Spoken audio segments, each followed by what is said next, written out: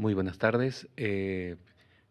Muy contentos de continuar con una sesión más de este coloquio, la música contemporánea vista por sus intérpretes, y con la enorme satisfacción de poder charlar hoy con un gran músico, un gran amigo, una persona que ha recorrido la música de las últimas décadas de un modo realmente prodigioso.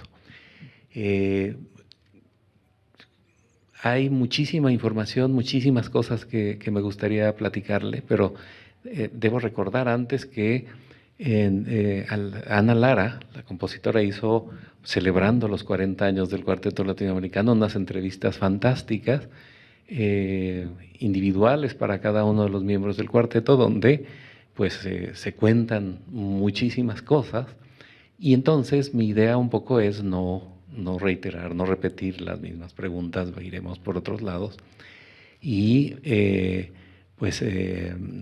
un poco pensando en esas ideas que rodean a la interpretación y que son el eje central de este coloquio. Pero pues para empezar, Aarón, bienvenido, un honor, un gran gusto poder charlar contigo sobre estos temas que nos apasionan y que de los cuales conversamos a veces de manera informal, con gran afecto, pero que poderlo hacer de esta manera creo que es algo fantástico.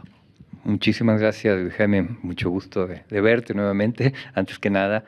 Y sí, de charlar sobre estos temas que, como bien dices, a lo largo de los años hemos recorrido de manera informal, pero ahora hacerlo un poquito más con estructura, digamos.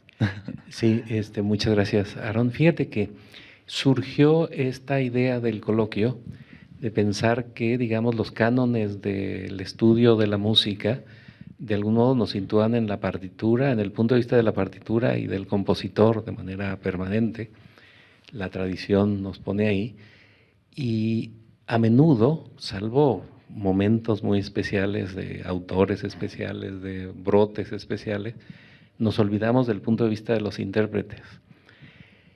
Y en cada obra que escuchamos hay un trabajo de investigación mostrado sin palabras, ¿no? Y un poco el objetivo de este coloquio ha sido, pues, pensar un poco las palabras que no se dicen en las interpretaciones, ¿no? ¿Cómo ves esta idea para empezar? Bueno, creo que ha sido un tema recurrente a lo largo de los siglos, el rol del intérprete. Si debe ser absolutamente sumiso ante la personalidad del compositor a quien va a interpretar, si debe aportar, entre comillas, algo de su propia visión, si debe ceñirse a la partitura fanáticamente o con cierta libertad. Es un tema muy interesante y que se ha discutido muy profundamente y por gente muy inteligente y muy brillante. Yo creo que con los años he llegado a la conclusión de que ambas cosas son importantes. Por supuesto, una lectura muy rigurosa de la partitura, y como maestro me doy cuenta que eso tampoco se nos enseña mucho. Se nos enseña el ritmo, la afinación, el solfeo, pero en muchas otras indicaciones en la partitura que son muy importantes no se enseña a enfatizarlas, y creo que eso es fundamental.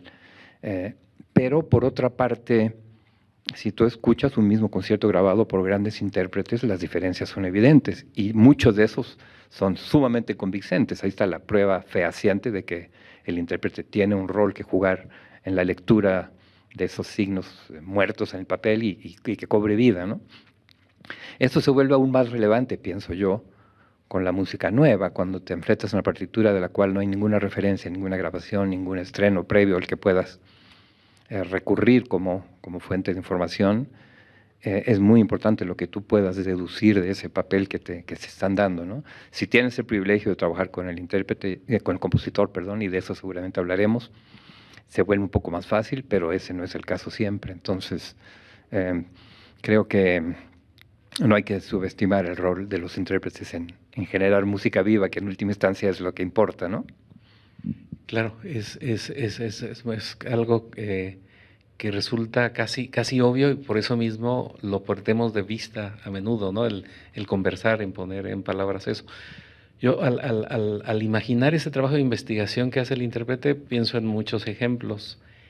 Uno de ellos, clásico, Rubinstein tocando Chrysleriana, ¿no? Que es con esa mano izquierda que toca a toda velocidad unas cosas que parecen unos arpegios, o parecían unos arpegios hasta que llega Rubinstein y nos muestra que en realidad es como un coral polifónico complejísimo y que no puedes subir y bajar la mano sin poner ciertos énfasis, poner un balance en aquella cosa, y eso automáticamente lo convierte en otra cosa, ¿no? Es para mí un ejemplo de un proyecto de investigación puesto en la realidad sonora, ¿no? Sí, es que creo que como intérprete, cuando entiendes la retórica de la música, se abre todo un nuevo universo. O sea, si te das cuenta que un intervalo de segunda y un intervalo de séptima, aunque sean con ritmos similares, no pueden sonar iguales. Do, re, do, si, necesitas imitar la voz para recorrer esa distancia. Todas esas herramientas de la retórica musical, cuando un intérprete las entiende y las incorpora, de repente el discurso musical se vuelve una narrativa sumamente interesante, se vuelve como que te están contando un cuento con otras palabras, y te das cuenta inmediatamente cuando un intérprete entendió eso o cuando un intérprete está mecánicamente descifrando una partitura sin una comprensión que va más allá, ¿no? El ejemplo de Rubinstein es exactamente eso, ¿no? Sí, se me ocurre otro ejemplo muy evidente cuando uno lo piensa, que es la versión de los cuartetos de cuerdas de Silvestre Revueltas por el cuarteto latinoamericano, ¿no? Que hoy vemos así como hablamos de los cuartetos de Revueltas y decimos, sí, claro, fantásticos, ahí están los 4 cuartetos, y ya, son parte de nuestra memoria musical, pero es increíble que medio siglo después de la muerte de Revueltas aún no teníamos esa referencia y llegaron ustedes a trabajar a buscar los manuscritos, ese es todo un proyecto de investigación que además logra algo que me parece que han logrado ustedes como cuarteto, y es que el repertorio que tocan, sea Villalobos, sea Ginastera, Revueltas, Chávez, o compositores contemporáneos como Mario Lavista u otros con los que han colaborado, y todo parece contemporáneo, todo tiene un aire de ser pues de la misma familia, no parece tan lejano. Revueltas, lo traen hacia esto, pero la pregunta iría en el sentido de que nos contaras un poco de esta aventura de tomar Revueltas, porque además pasa en unos años vitales, no solo porque para el cuarteto, sino para la formación de muchas cosas, de muchos proyectos musicales en México. Claro. Bueno, me voy un poquito más atrás. Cuando empezó el cuarteto, empezamos como todo grupo que se decida a tratar de tocar cuarteto bien, tratando de tocar bien Mozart, Haydn. Nuestros primeros meses de ensayo fueron básicamente repertorio europeo, nuestros primeros conciertos también, pero muy pronto nos dimos cuenta de que era absurdo pretender competir a nivel nacional e internacional tocando solamente este repertorio. Era fundamental tocarlo bien para consolidar el sonido y la técnica del grupo, pero teníamos que buscar una identidad propia, y evidentemente esa estaba en la música latinoamericana. Entonces lo primero que hicimos fue ir a la biblioteca del conservatorio, y estaba música de feria. Sabíamos que Revueltas había compuesto música de cámara, habíamos oído hablar de que había cuartetos, pero no encontramos ninguna grabación. Y bueno, las primeras sesiones de lectura fueron apasionantes, muy difíciles porque la obra es muy compleja, pero nos dimos cuenta del calibre de compositor que era, aunque ya lo sabíamos por conocer Redes y La Noche de los Valles y Sensemayá, etc. Pero dijimos, wow, también en la música de cámara esta es una figura trascendental, ¿no? Y en la primera gira que hicimos a Europa, al año y medio de constituido el grupo, decidimos llevar ya algo de este repertorio. El primer programa que llevamos, que fue a Alemania, dijimos, bueno, vamos a tocar un cuarteto de Brahms para que vean que podemos tocar medianamente bien el repertorio europeo. Vamos a tocar un cuarteto de Bartók para que vean que somos un grupo, el primero de Bartók que le interesa la música nueva, y vamos a llevar el primero de Ginastera, que fue de las primeras obras latinoamericanas que pusimos. Bueno, la crítica en este concierto en la Hochschule en Colonia dijo, tocan bien Brahms, tocan muy bien Bartók, pero lo que fue una verdadera revelación es esta música que es extraordinaria y ellos la entienden y imaginamos que debe haber más repertorio. O sea, no, para nosotros fue una revelación, o sea, se confirmó un poco lo que sospechábamos. Y al regreso de ese viaje, que fue al segundo o tercer año de existencia del grupo, nos enfocamos de lleno. Y ahí fue cuando conseguimos los otros 3 cuartetos de Revueltas. Bueno, conseguimos otros 2, porque estaba publicado Música de Feria, el primero y el segundo, que se llama Magueyes. Los estudiamos, estábamos a punto de grabarlos, cuando el maestro Daniel Saloma contacta a Javier Montiel, nuestro violista, y dice, oye maestro, yo tengo por aquí un tercer cuarteto de Revueltas, un manuscrito que me regaló, que nunca se ha publicado, y oí por ahí que los van a grabar, te lo regalo. Si no es por eso, a lo mejor el maestro Saloma se muere y quedan los cuartetos de revueltas en 3, no en 4. Y ese tercero es una joya. Entonces, bueno, a partir de esa grabación siguieron muchas otras integrales, como tú bien mencionabas, Halfter, por supuesto, Villalobos, que ha sido como nuestro compositor emblemático, Chávez, Ponce, La Vista, Gaby Ortiz, etc. Y aunque a veces decimos, bueno, algo estamos logrando porque hay grupos jóvenes en México que están tomando este repertorio, en el fondo estamos bastante frustrados porque a nivel internacional los grandes cuartetos tocan a Schnittke, pero no tocan a Villalobos, por ejemplo, tocan a Penderecki, pero no tocan a Revueltas. O sea, creo que hemos fracasado rotundamente en lograr que esta música sea tocada por otros colegas. La hemos tocado incansablemente por más de 40 años en todos nuestros programas. Mañana nos vamos en Chicago con un programa enteramente latinoamericano y así sucesivamente. Pero yo rara vez veo en un cuarteto de Europa o de Estados Unidos una pieza de un compositor latinoamericano y eso es muy frustrante. Oye, pero ¿tienes un diagnóstico de por qué pasa eso?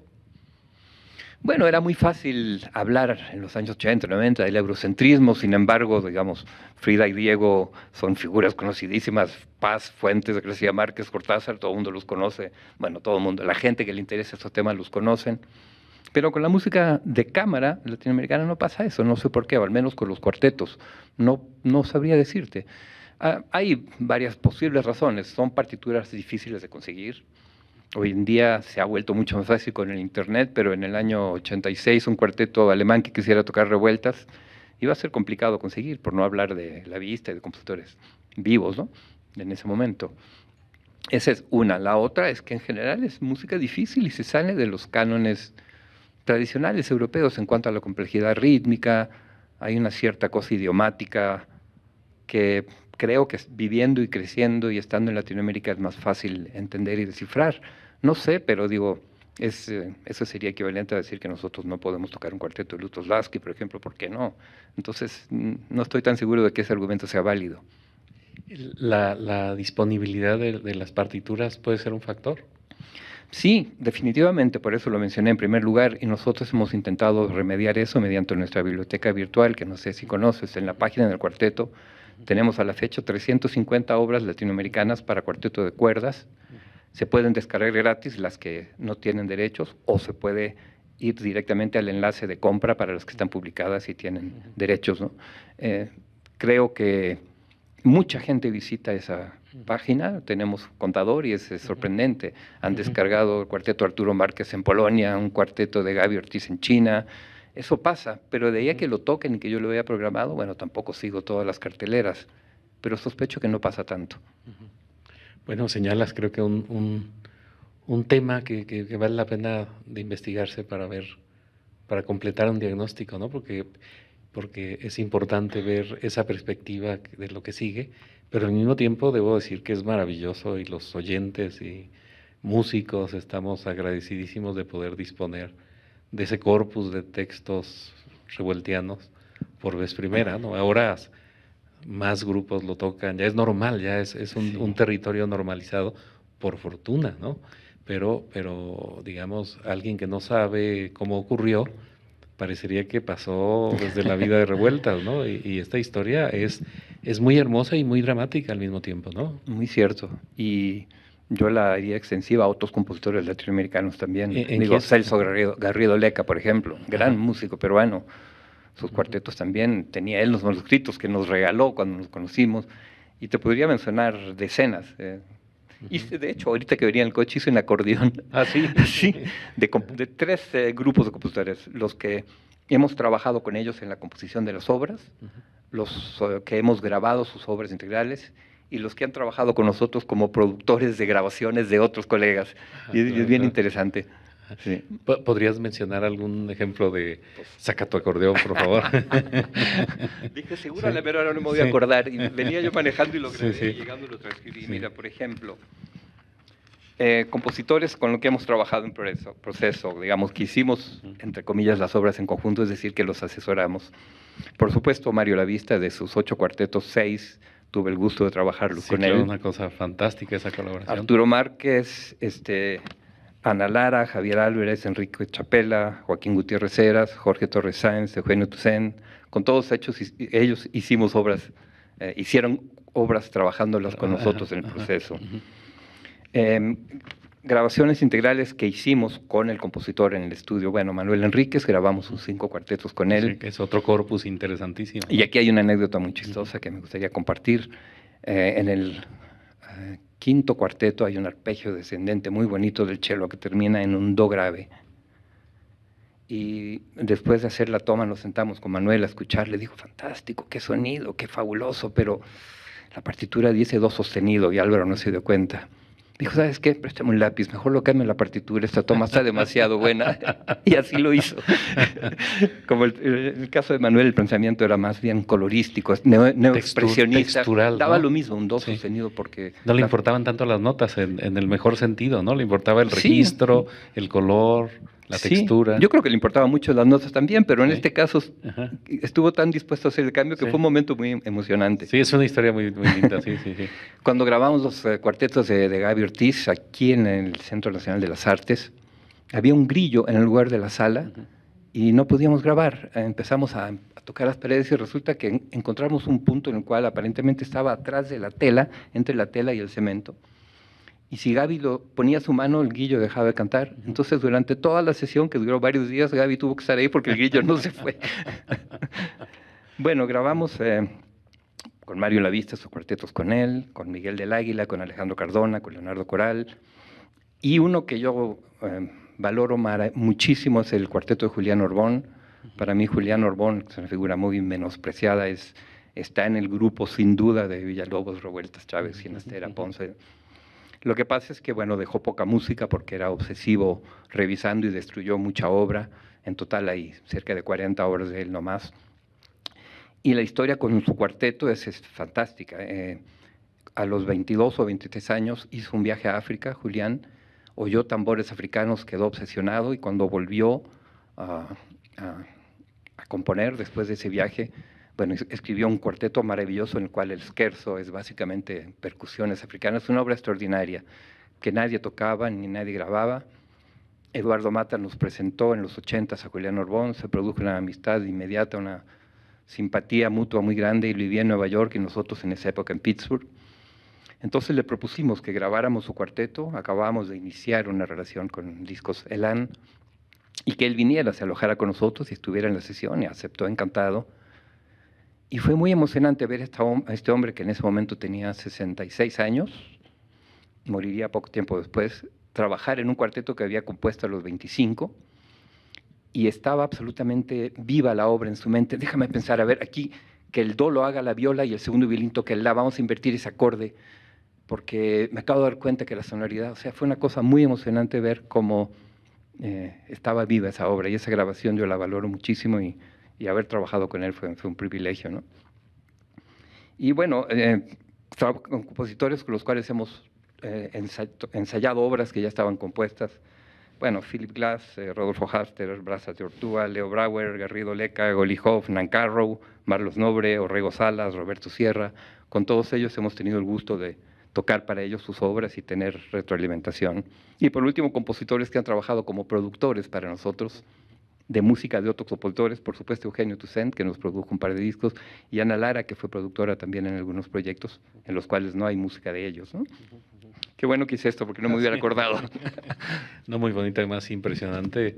Cada nombre sería toda una historia de que platicar, pero destaco una porque me parece especialmente ilustrativa y porque se liga a otros temas. Ayer hablábamos con Marilena Arizpe y con Luis Humberto Ramos de ese periodo de Mario Lavista en el que escribió esas obras para María Elena a finales de los 70, que hizo pues ese descubrimiento de una nueva flauta que al mismo tiempo coincide con el momento en que llega, digamos, a su madurez como compositor Mario Lavista, y que escribe un poco después el madrigal para el clarinete, pero es el periodo en el que escribe para ustedes una obra, creo que central, que es Reflejos de la Noche, ¿no?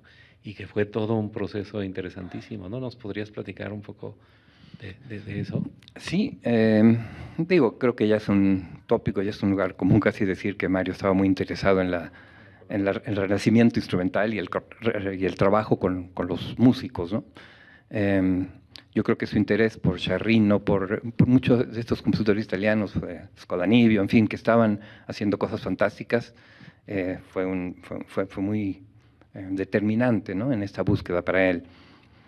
Y en particular todo el tema de los armónicos en instrumentos de cuerda que le fascinaron desde un principio. No son nada fáciles para un compositor que no ha tocado cuerdas, como era su caso, pero Mario, con mucha humildad y modestia, venía a nosotros y decía: mira, yo quiero este armónico, dime 2 o 3 maneras en que lo puedes producir, déjame oírlas y déjame ver cuál es más práctica para el intérprete y cuál color me gusta más.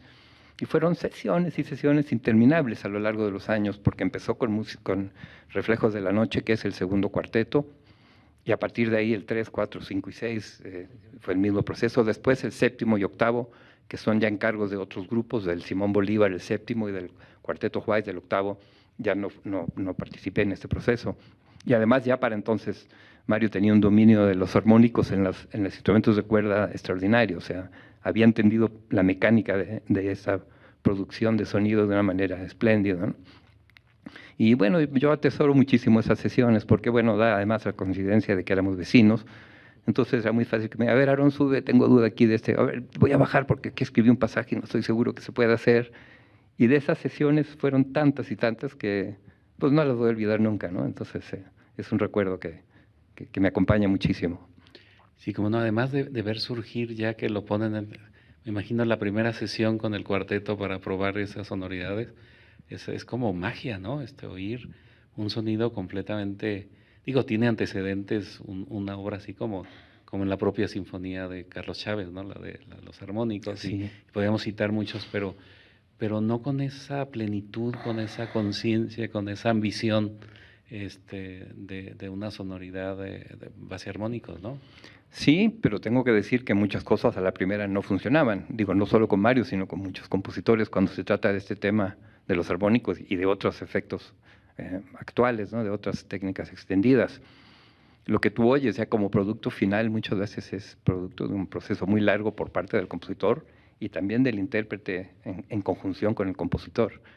Pero cuando funciona, funciona maravillosamente y, como tú dices, es un universo. Yo al poco tiempo que Mario murió, un día dije: bueno, voy a oír con audífonos con absoluta concentración sus 6 cuartetos seguidos, y fue un viaje extraordinario, porque bueno, o sea, son difíciles, recuerdo haberlos ensayado, nunca los habíamos tocado todos, cosa que hicimos al poco tiempo de su muerte, pero simplemente sumergirse en ese universo, ya no con la preocupación de la dificultad técnica, sino simplemente gozando esa sonoridad, fue una cosa extraordinaria, realmente. Yo nunca oigo mis discos, jamás, te lo digo sinceramente. Lo que menos me interesa es ponerme en mis grabaciones.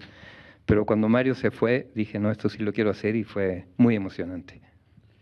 Porque además el cuarteto que se llama Música para mi vecino, pues el vecino eras tú, ¿no? En efecto. Exactamente, que es sí, así es un dato muy interesante, ¿no? Ahora que justamente oí la charla con Alex Brook, y con su cuarteto están tocando 4 cuartetos de Mario, entre ellos Música para mi vecino, y lo ensayamos en el departamento de Mario, a donde vive Claudia ahora. Y era como un círculo que se completaba, yo estaba súper emocionado. Que ahora, me imagino, si tú bajas de tu departamento y escuchas a Alex con Claudia y sale esa música de ahí, es raro, ¿no? Era tu música la que solo salía. Estaba yo con mi esposa comiendo el otro día con la ventana abierta y compartimos el cubo de luz, y oyendo a un grupo tocar esa música que yo trabajé ahí con Mario, fue un momento mágico, realmente súper emocionante, no te lo puedo describir.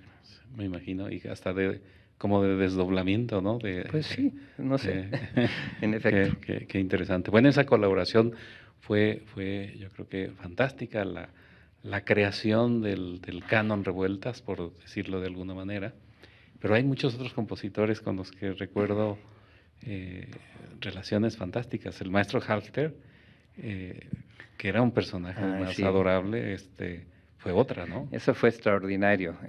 Al poco tiempo de llegados nosotros a México, en el año 74, conocimos al maestro Halfter, que todavía daba clases de análisis ahí. Y esto te hablo todavía del Cuarteto Vitrán, con mi padre. El latinoamericano empezó en el 82. Antes de eso hubo 7, 8 años de un Cuarteto Vitrán, sí, con mi padre en la viola, hasta que lo despedimos y nos buscamos un violista de verdad. Todavía me tocó escucharlo, fantástico además. Sí, bueno, fue un proyecto maravilloso con mi padre. Y pues se nos acercó el maestro Halster y nos dijo, miren, yo tengo este cuarteto, y nos regaló Los Tientos. Los Tientos, que son una obra Una obra maestra. maravillosa. Bueno, la trabajamos y fuimos a su casa a tocarlo. Y terminábamos y el maestro Halster se quedaba así con una sonrisa y no decía nada. Era muy desconcertante porque siempre era lo mismo. Maestro, ¿está bien? Y no decía nada. Entonces asumimos que lo estábamos tocando bien y los empezamos a tocar bastante. A muchos conciertos vino él, pero cuando no venía, al día siguiente a las 7 de la mañana sonaba el teléfono. ¿Cómo salieron Los Tientos? ¿Y qué dijo la gente de Los Tientos? ¿Y qué le pareció a tu papá Los Tientos? ¿Y qué le parece a tu mamá Los Tientos? Ya tenía cerca de 80 años y sin embargo esa emoción por su música era contagiosa, ¿no? Y un personaje maravilloso, tú lo conociste muy bien. Tuve la oportunidad de estudiar con él en sus últimos años. Precisamente en Sanidim daba clase, fíjate, Claro. Que fue una historia Sí, maravillosa. yo tuve el gusto de trabajar con él también su Capricho para violín solo. Se lo dedicó a Manuel Suárez, que fue quien se lo encargó y quien lo estrenó, pero él quería varias opiniones antes de que se publicara en Ediciones Mexicanas de Música, y fui a su casa varias veces a trabajar esa obra.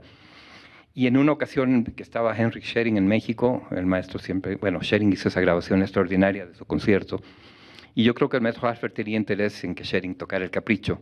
Entonces me citó a su casa y invitó a Schering, y toqué el Capricho de Halffter para Schering.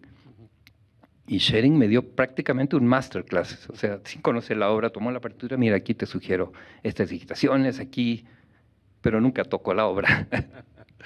Pero fue fantástico compartir esta tarde con el maestro Halffter y con Schering. Sí, qué maravillas de historias.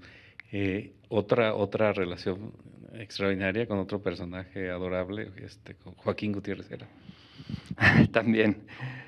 Con Joaquín fue también una relación parecida a la de Mario, en el sentido que también éramos vecinos y él venía a comer a casa de Mario todos los miércoles y luego casi siempre bajaba o comía en casa nuestra con frecuencia.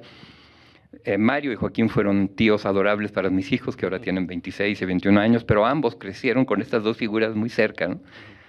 Y con Joaquín tenemos varias anécdotas. La primera, la UNAM le encargó un primer cuarteto para que nosotros estrenáramos y grabáramos. Después, no recuerdo quién le encargó el segundo cuarteto, que también tocamos y grabamos. Y después, como 6, 7, 8 años después, el Cervantino le encargó un quinteto para clarinete y cuarteto, para que tocáramos con Luis Humberto Ramos. Creo que Sergio Vela dirigía el Cervantino en esa época, para que estrenáramos. Y el plazo era como de 7, 8 meses, digamos, desde el encargo hasta el día del estreno. Empezaron a pasar los meses, 1, 2, 3, 4. Joaquín, el quinteto, hay que empezar a trabajar.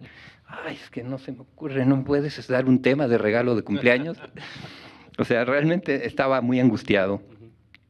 Y bueno, faltando 4 o 5 días nos entregó el manuscrito, una obra maravillosa, no muy difícil, afortunadamente la pudimos montar bien, con muchos ensayos, y fue muy, muy exitosa, y es una obra que hoy en día casi todos los clarinetistas tienen ya en su repertorio, junto a los quintetos de Mozart, de Brahms, por supuesto. El quinteto de Joaquín es una obra básica, creo yo, de ese repertorio y casi única en el género latinoamericano. Entonces, tengo muchos recuerdos de Joaquín personales y del trabajo con él, los dos cuartetos y el quinteto con clarinete. Una cosa que resulta muy interesante del cuarteto latinoamericano y de lo que han hecho es que, digamos, de algún modo se borra la frontera entre música tradicional y música contemporánea. Como que uno va a un concierto de ustedes y todo es contemporáneo, ¿no? O todo es tradicional, según quieras verlo. ¿Estarías de acuerdo con esa idea? Bueno, si tú lo percibes así, evidentemente así ha de sentirse. Por supuesto que intentamos ser lo más rigurosos estilísticamente cuando tocamos Haydn, Mozart o Schoenberg o Revueltas.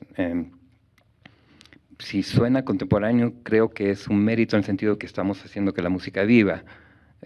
Si suena contemporáneo porque todo suena como escrito en el siglo XXI, me preocuparía muchísimo. No lo decía en esa lectura negativa. Espero que así sea. Fíjate que en realidad estaba pensando en algo que decía un gran pianista que tocaba tanto que grabó a Schoenberg y grabó a Beethoven, y decía, es que en realidad al tocar ambos repertorios, cuando toco Beethoven, llevo a Beethoven algo de Schoenberg. y al revés es exactamente lo mismo, ¿no? Era en ese sentido que Estoy lo decía. totalmente de acuerdo. Digo, para empezar, no puedes tocar bien a revuelta si no puedes tocar un Mozart correcto. Yo soy mucho de esa idea. Yo sé que en el mundo de la música contemporánea hay gente que discrepa diciendo que no es necesario pasar necesariamente por ese proceso de formación clásico. Yo creo que es muy necesario, muy enriquecedor, pero al revés es igualmente interesante. Porque, por ejemplo, en la música de Villalobos, si tú no trabajas con muchísimo detalle el tema del balance, la música nunca va a cobrar viva, porque las texturas son muy densas. Él no lo especifica con matices o con registros. Muchas veces encuentras que la voz predominante debe estar en la viola, cuando están los violines tocando fuerte y agudo. Todo eso hay que rebalancearlo y hace que la música suene de otra manera. Bueno, si esto mismo lo aplicas también a Mozart o Haydn o Schubert, también se enriquece mucho. La música latinoamericana nos ha enseñado que el balance es un tema fundamental para que la música sea comprensible y el lenguaje cobre sentido. Si aplicas esto a la música tradicional o decimonónica o del 18, creo que se enriquece muchísimo. Sí, y de hecho hay muchos experimentos que supuestamente buscaban eh, un ejercicio de interpretación histórica que en realidad de manera supongo que voluntaria y consciente llevan recursos de la música contemporánea, a Vivaldi, por ejemplo, a Bach, ¿no? Y nos han dado versiones sorprendentes, con sonoridades completamente distintas gracias a ese trabajo con la música contemporánea, ¿no? Sí, es muy cierto, eso refuerza un poco lo que decíamos hace un momento. Nosotros tuvimos el privilegio de trabajar mucho con Eduardo Mata en sus últimos 10 años de vida, desde el 84 hasta el 94, cuando falleció, 95. Y él estaba en ese momento empapándose del movimiento de interpretación históricamente informada. Era relativamente neófito, pero era tan gran músico que rápidamente asimiló todo esto y nos transmitió mucho de eso. Tuvimos un grupo que se llamó Solistas de México, que incluso grabamos los Brandenburgo, en fin. Para nosotros fue una revelación, un primer acercamiento. Habíamos oído hablar de Harnoncourt y en fin, de Koiken y de todos ellos, pero no conocíamos en lo más mínimo de qué se trataba. Eduardo nos abrió ese universo y sin convertirnos en especialistas, ni mucho menos. Sí, yo creo que algo de eso, de esa transparencia, de esa articulación prodigiosa que logran estos músicos, ha enriquecido mucho nuestra interpretación sobre todo de los clásicos del 19, de Mozart, Haydn, Beethoven, y en ese sentido pues tenemos una gran deuda con Eduardo Mata. Sí, claro. Esas grabaciones, que además yo tuve oportunidad de escucharles, los Brandenburgo, por ejemplo, pero ¿se pueden conseguir? ¿Son accesibles? Salieron en LPs, sí. luego salieron en Peerless, en CD, y no tengo idea si circulen o no. Habría que Y buscarlas. quizás alguien ya la subió, hoy en día está en YouTube casi todo, no sé, Sí. no tengo idea honestamente. Sí, fíjate que cuando uno dice todo está en YouTube, yo digo hasta que uno piensa en música mexicana, ¿no? Porque hay muchas cosas maravillosas, sin duda, pero siempre hay cosas que faltan, ¿no? Por supuesto. Y esto es una cosa que vale la pena checar porque de las cosas que si no están habría que hacerlas, ¿no? De acuerdo. Para tenerlas ahí disponibles. ¿Algún otro compositor que los que no estaban en mi mapa de preguntas que te gustaría? Bueno, a mí Alejandro Cardona me parece uno de los grandes compositores vivos de América Latina. Tenemos ya una relación muy antigua de amistad, muy grande, y yo soy un absoluto incondicional de su música.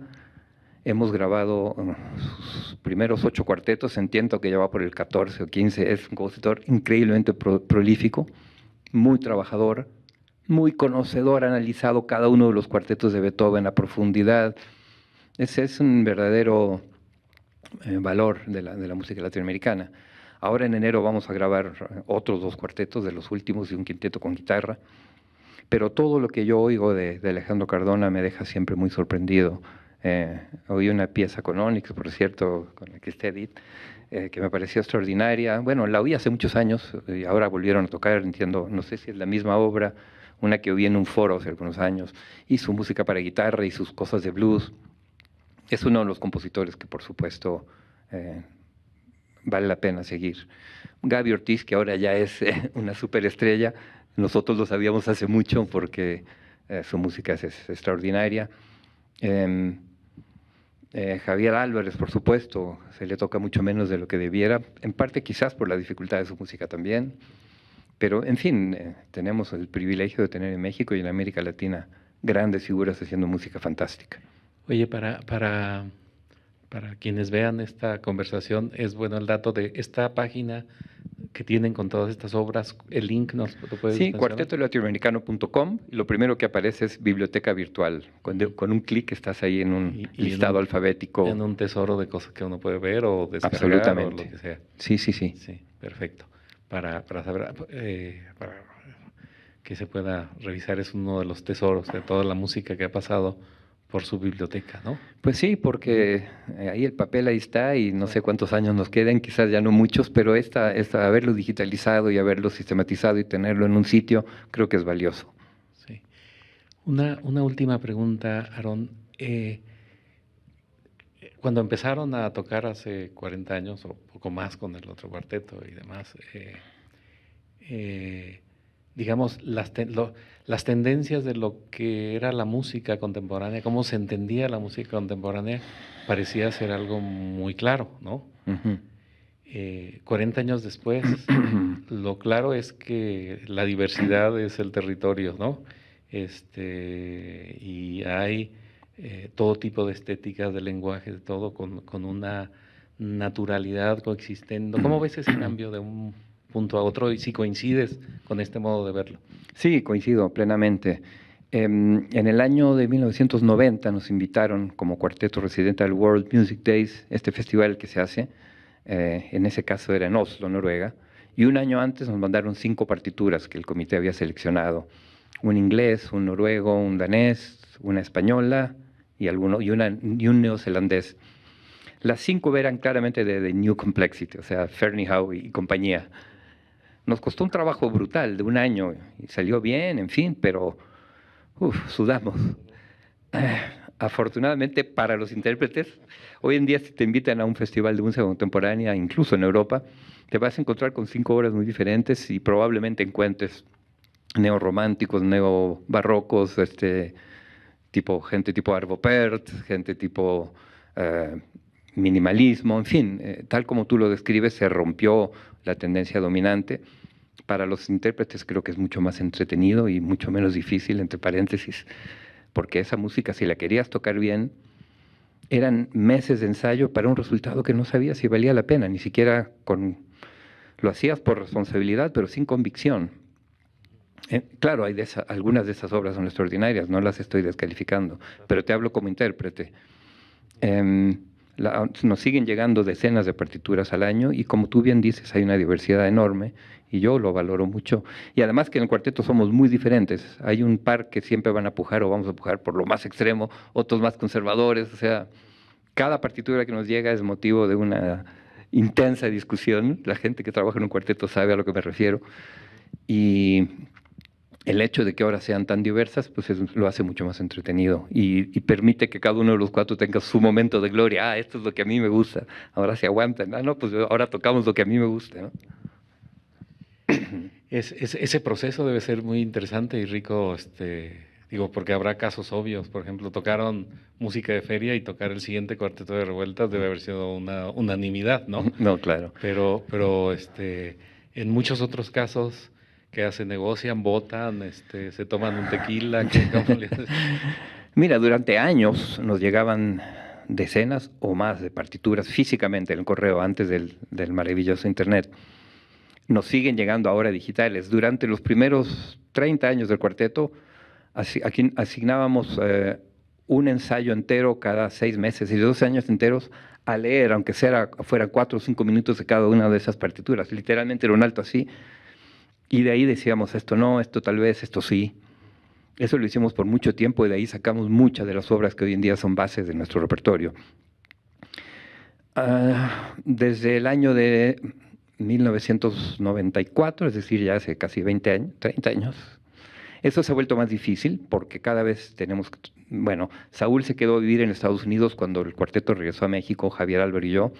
Entonces nuestra dinámica de ensayos de lunes a viernes de 8 a 12, como si fuéramos Sinfónica Nacional, cambió totalmente. Empezamos a trabajar por bloques muy intensos de ensayos y el lujo de destinar un ensayo o 2 ensayos al año solo a leer material prácticamente no nos los podíamos permitir, porque lo que tenemos que tocar siempre ya es de por sí mucha música nueva.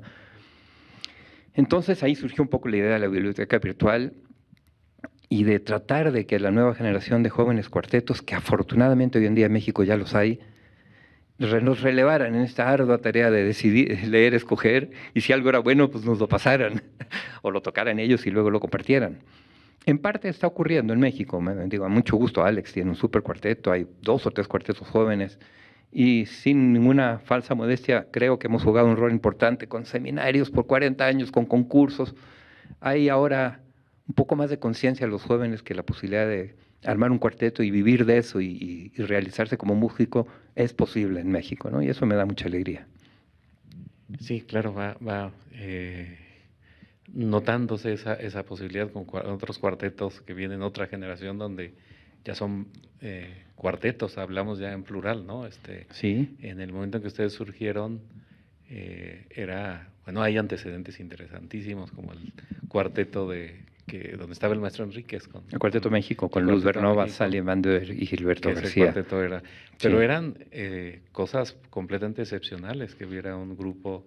No, y además eran músicos que estaban en la Sinfónica y hacían cuarteto en las tardes, lo hacían muy bien, pero es muy distinto hacer dedicarte. Un proyecto de cuarteto. Es muy distinto. Hay muchos cuartetos con músicos de orquesta que se juntan y tocan bien, pero no es propiamente un cuarteto. Sí, claro. ¿Cómo definirías esa diferencia? Que es muy interesante idea, claro.